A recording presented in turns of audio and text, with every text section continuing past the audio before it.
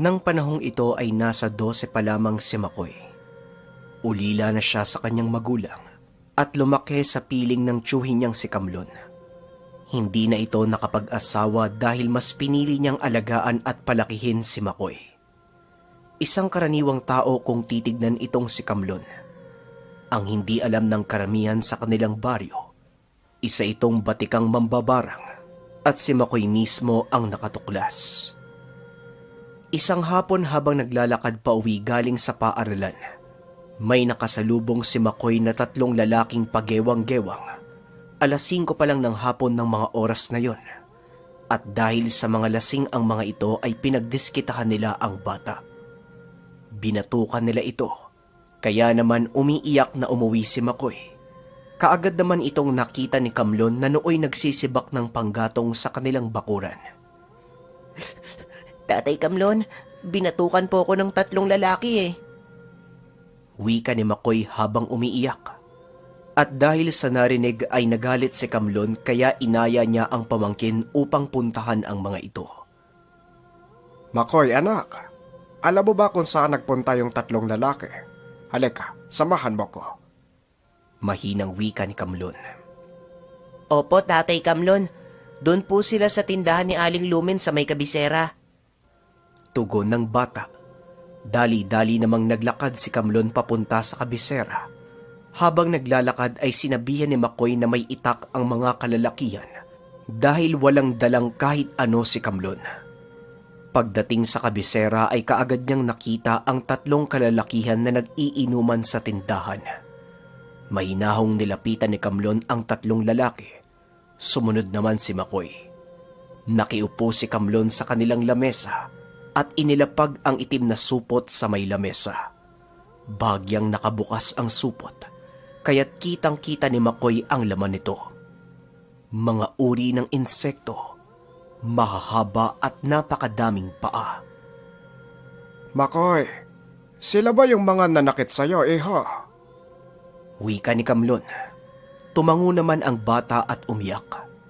Tumayo ang isa sa mga kalalakihan at nagsalita. Kami nga yun. Bakit, may reklamo ka ba, ha? Mukhang hindi mo ata kami kilala.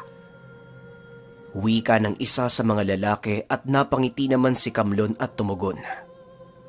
Mga kaibigan, mukhang ako ang hindi nyo nakikilala. Kaya bibigyan ko kayo ng pagkakataon. Humingi kayo ng tawad sa ginawa nyo. Wika ni Kamlon. Ngunit pinagtawanan siya ng mga kalalakihan. Ang isa ay bumunot pa ng itak at itinutok sa kanya. Yung isa naman ay hinawakan si Makoy sa may kwelyo na siyang pinakamalaking pagkakamali. Hinawi ni Kamlon ang itak at nagsalita. Hindi nyo ba narinig yung sinabi ko? Humingi kayo ng tawad sa bata. Muling wika ni Kamlon. Ngunit sa pagkakataong yon ay nakayuko na siya at tila may kung anong binubulong sa hangin. Nang inangat nito ang kanyang ulo, bigla na lang namilipit sa sakit ang lalaking nakatutok sa kanya ng itak. Nabitawan nito ang hawak na patalim at biglang sinapo ang kanyang tenga. Tinignan ni Makoy ang tao habang namimilipit sa lupa.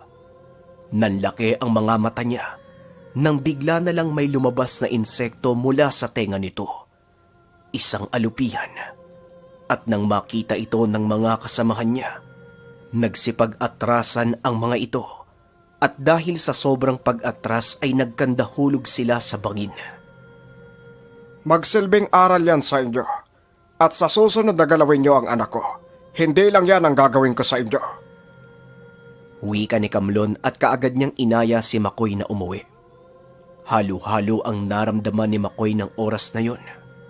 Takot, tuwa, at kilabot.